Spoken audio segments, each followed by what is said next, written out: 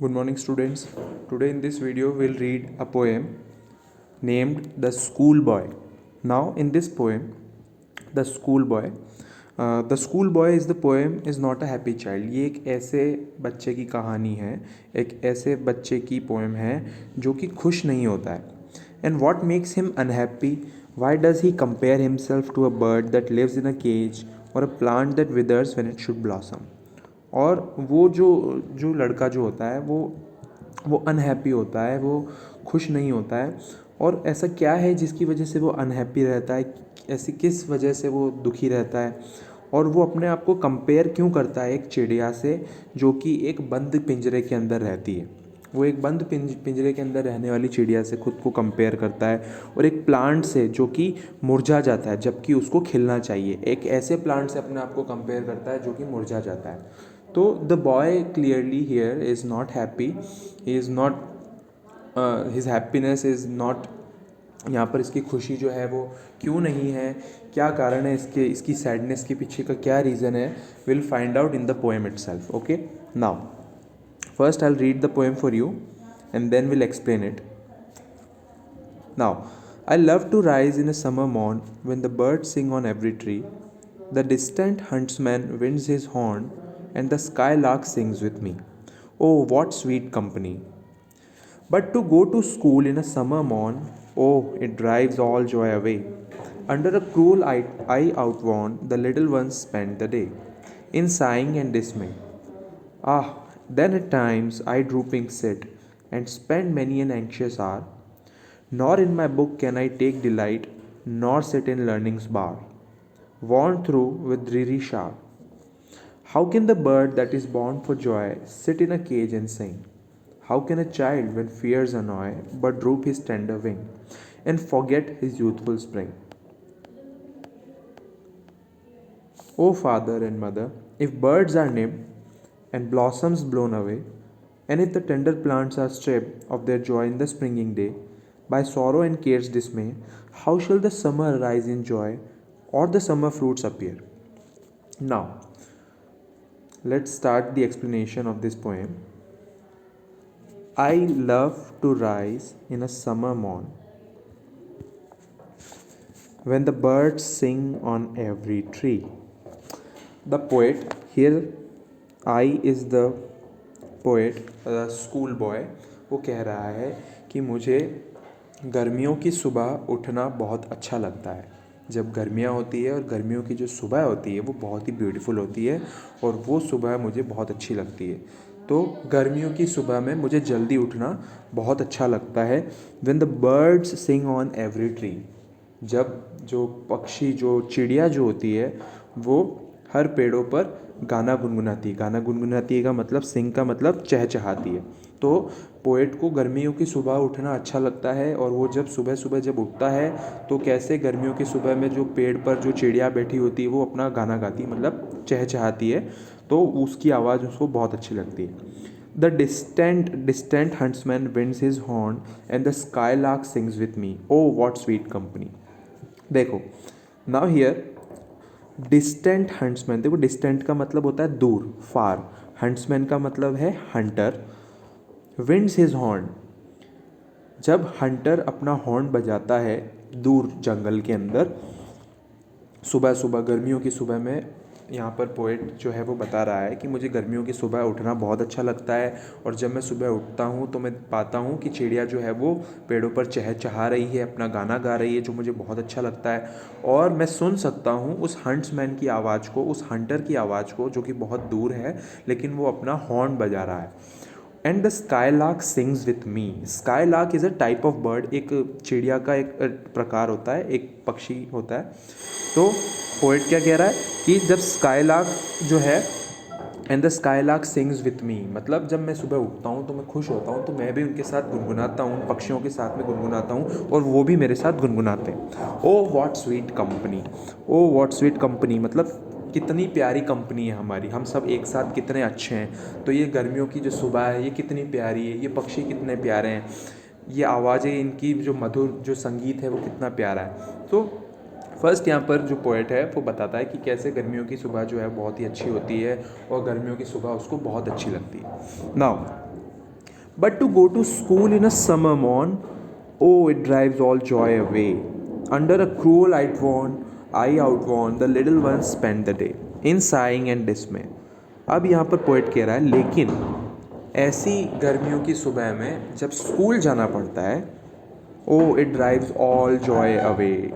Drives all joy away मतलब, तो ये एक बहुत ही ज़्यादा परेशानी की बात है कि ऐसी अच्छी प्यारी सुबह को अगर स्कूल जाना पड़े तो वो बहुत ही दुख की बात है पोइट के लिए, उस स्कूल बॉय के लिए। It drives all joy away का मतलब इससे सारी हैप्पीनेस खत्म हो जाती है। जॉय का मतलब है हैप्पीनेस, तो सारी जो हैप्पीनेस होती है वो चली जाती है जब स्कूल जाना पड़ता है तो।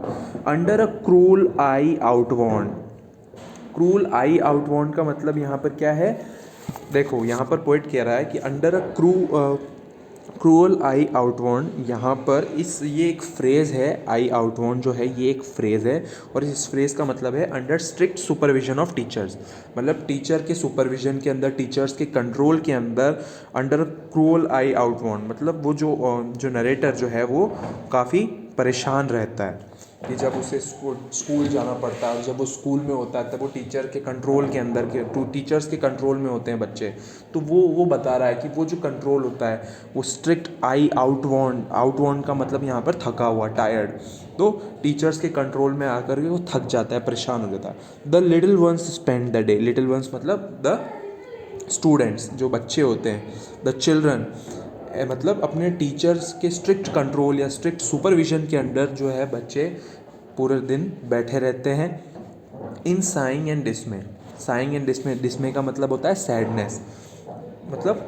तो ये जो है पोएट यहाँ पे बता रहा है कि ये पार्ट जो है जब वो स्कूल जाता है, it withers all joy away, मतलब जो सारी जो हैप्पीनेस है, जो कि हमने ऊपर जो इसमें पढ़ा था कि वो जो गर्मियों की सुबह की जो खुशी होती है वो खुशी कहीं चली जाती है। और कहाँ चली जाती है, जब स्कूल जब जाना पड़ता है, ऐसी प्यारी सुबह में जब स्कूल जाना पड़ता है तो वो जो सारी खुशी जो है वो चली जाती है। डिस्मे मतलब सैडनेस, वो सैडनेस के अंदर तब्दील हो जाती है।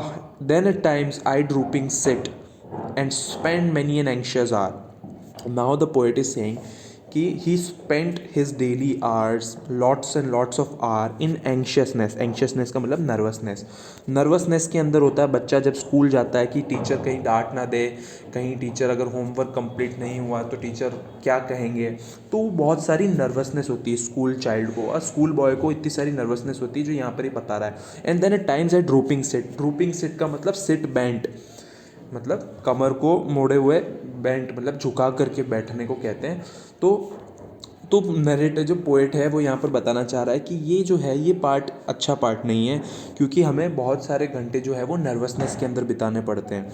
Nor in my book can I take delight nor sit in learning's bower. अब यहाँ पर पोएट कह रहा है कि नॉर इन माई बुक, ना ही किताब में ध्यान जाता है।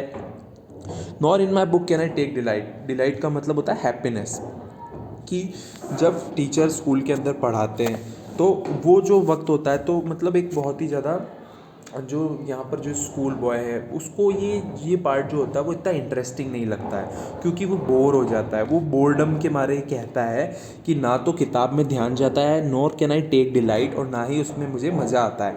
Nor sit in the learning's bower, nor sit in the learning's bower का देखो यहाँ पर मतलब है, बावर का मतलब होता है अ गार्डन, ठीक है ना, जहाँ पर बहुत सारे पेड़ पौधे हों, जहाँ पर बहुत सारे फूल हो, जो कि एक बहुत ही हरा भरा गार्डन हो। तो यहाँ पर ही कह रहा है कि इसकी इच्छा है, एक स्कूल बॉय का मन करता है कि क्यों ना जो पढ़ाई है वो एक अच्छे से बगीचे के अंदर, एक बढ़िया से गार्डन के अंदर, एक नेचर के अंदर जो है वो नेचर के थ्रू सीखने को जो मिलता है, तो वहाँ पर क्योंकि ये बात कर रहा है बर्ड्स की, ये बात कर रहा है समर मॉर्निंग की, ये बात कर रहा है प्लांट्स की, तो वहाँ से जो इसको जो जॉय मिलता है, जो हैप्पीनेस मिलती है, उसकी कोई सीमा नहीं होती। लेकिन जब ये एक बंद कमरे के अंदर, टीचर के सुपरविजन के अंदर, टीचर के कंट्रोल के अंदर जब होता है, तब इसकी जो सारी जो डिलाइट है वो कहीं जो सारी चली जाती है, हैप्पीनेस जो है वो सारी कहीं ना कहीं चली जाती है।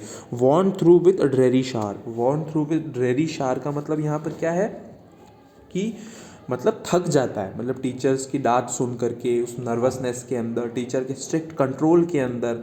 जो ड्रेरी शार का मतलब यहाँ पर है वर्ड्स से, बोरिंग वर्ड्स जो कि उसके ऊपर लाद दिए जाते हैं टीचर्स के थ्रू, जब वो स्कूल के अंदर, जब क्लास के अंदर पढ़ाई चलती है, तो वो वर्ड्स जो है, ड्रीरी शार का मतलब यहाँ पर उन वर्ड्स से है जो अल्फ़ाबेट से है, जो बुक के अंदर होते हैं. Now how can the bird that is born for joy sit in a cage and sing. Now the poet is comparing himself with a bird. अब यहाँ पर पोएट क्या कर रहा है, अपने आप को एक बर्ड से कंपेयर कर रहा है, और वो कह रहा है कि कैसे कोई पक्षी जो कि आज़ाद रहने के लिए जन्मा है, उसे एक पिंजरे में कोई कैसे बंद कर सकता है. एक ऐसा पक्षी जिसको आज़ादी प्यारी है, जिसको कुदरत प्यारी है, उसे एक बंद पिंजरे के अंदर कोई क्यों बंद कर सकता है. तो यहाँ पर वो अपने आप से रिलेट कर रहा है कि क्योंकि उसे भी he wants freedom, and that cage is school for him. ये स्कूल जो है ये पोएट के लिए केज है. How can a child when fears annoy but droop his tender wing and forget his youthful spring. अब वो कह रहा है कि कैसे कोई बच्चा, मतलब जब वो एक अनॉय, मतलब एक डर के अंदर होता है, एक डर के अंदर जीता है, एक मतलब अनॉय का मतलब उसको एक एंक्शसनेस रहती है, जब वो स्कूल जाता है तो उसको बहुत सारी परेशानियों का सामना करना पड़ता है. तो there are lots and lots of things, but droop his tender wing. अब यहाँ पर क्योंकि वो एक बर्ड से अपने आप को कंपेयर कर रहा है, तो ड्रूप हिज टेंडर विंग का मतलब होता है जो अपने जो सॉफ्ट विंग्स हैं उसको उसको फोल्ड कर करके एक पिंजरे के अंदर बैठना पड़ता है. मतलब वो जो स्कूल जब वो जाता है तो वो अपने आप को एक बर्ड से रिलेट करता है, जैसे कि कैसे एक पक्षी जो कि उड़ने के लिए पैदा होता है, जो कि चहचहाने के लिए, जो आज़ाद रहने के लिए पैदा होता है, लेकिन अगर उसको हम एक पिंजरे के अंदर बंद कर देते हैं तो पिंजरे में बंद करने के बाद में वो अपने जो जो जो विंग्स हैं उसको कैसे फोल्ड कर करके बेंट किए हुए वो बैठा हुआ होता है. तो वैसे ही हालत यहाँ पर इस पोएट की है, और ये बता रहा है. And forget his youthful spring. Youthful spring मतलब जो उसका बचपन है वो कहीं खो जाता है. यूथफुल का मतलब यहाँ पर है चाइल्डहुड से. Now O father and mother if birds are nipped and blossoms blown away. Now अब वो कह रहा है अपने फादर और मदर से, इफ़ बर्ड्स आर निप्ड मतलब अगर काट दिए जाएंगे. इफ जो यहाँ पर बर्ड्स देखो, birds are nipped and blossoms blown away. Now here the poet is comparing himself with a flower जो कि मुरझा जाता है, या फिर जिसको तोड़ लिया जाता है, या फिर जिसकी पत्तियाँ जो है वो तोड़ ली जाती है. तो यहाँ कहा है कि ओ फादर एंड मदर, अगर बर्ड्स जो है वो कट कर लिए जाएंगे, एंड ब्लॉसम्स ब्लोन अवे, और अगर फूलों को तोड़ दिया जाएगा, and if the tender plants are stripped मतलब जो उसकी जो मुलायम प्लांट्स जो होते हैं, टेंडर मतलब सॉफ्ट प्लांट्स हैं, उनको अगर निकाल लिया जाए, ऑफ देयर जॉय उनकी खुशी उनसे छीन ली जाए, in the springing day. Springing day मतलब जब उनको खिलना होता है, जब उनका वक्त होता है, जब वो ब्लॉसम करते हैं, जब वो खिलते हैं, और जब उस वक्त उनसे उनकी खुशी छीन ली जाए. Now the poet is expressing his sorrow, he is expressing his pain, that why going to school is a burden for him. ठीक है. और स्कूल जाने के जो स्कूल ना जा कर के पोएट जो है वो आज़ाद एक पक्षी की तरह, आज़ाद एक फूल की तरह खिलना चाहता है. वो एक पक्षी की तरह दुनिया देखना चाहता है, उड़ना चाहता है. तो he wants to feel the nature instead of going to school. तो school according to him is a boredom. So that's why he is saying कि O father and mother if birds are nipped and blossoms blown away, and if the tender plants are stripped of their joy in the springing day by sorrow and care's dismay, how shall the summer arise in joy of the summer fruits appear. तो कैसे अगर उस फूल को जब वसंत ऋतु के अंदर जब उसको खिलना होता है, जब उसकी जो कोमल कोमल जो पत्तियाँ होती है अगर वो तोड़ ली जाए, या फिर उस फूल को उखाड़ दिया जाए, तो कैसे कैसे किसी पेड़ की अगर शाखाओं को काट दिया जाए तो उसमें फूल कैसे उगेंगे, तो उसके अंदर फल कैसे लगेंगे. तो बिल्कुल उसी तरह से the poet is expressing his pain by this poem, that going to school is not a thing for him, he is not happy. तो अब हमको पता चला कि वाई ही इज़ अनहैप्पी, उसकी दुख का कारण क्या है. उसके दुख का कारण है स्कूल जाना, और ना ही उसे आज़ाद पक्षी की तरह और एक खिलते हुए फूल की तरह वो अपने आप को कंपेयर कर रहा है कि कैसे एक पक्षी जो है उसको पिंजरे में बंद कर दिया जाता है, और कैसे किसी फूल को तोड़ लिया जाता है, उसकी जो पत्तियाँ होती है उसको निकाल लिया जाता है, तो वैसी ही फीलिंग यहाँ पर पोएट को आ रही है जब वो स्कूल जाता है तो। Okay, so this poem by William Blake is a beautiful poem of a schoolboy who is unhappy and how he express his unhappiness, और कैसे वो इस पोएम के ज़रिए अपनी अनहैप्पीनेस को एक्सप्रेस करता है. Okay students, that's all for this poem. Thank you so much for listening.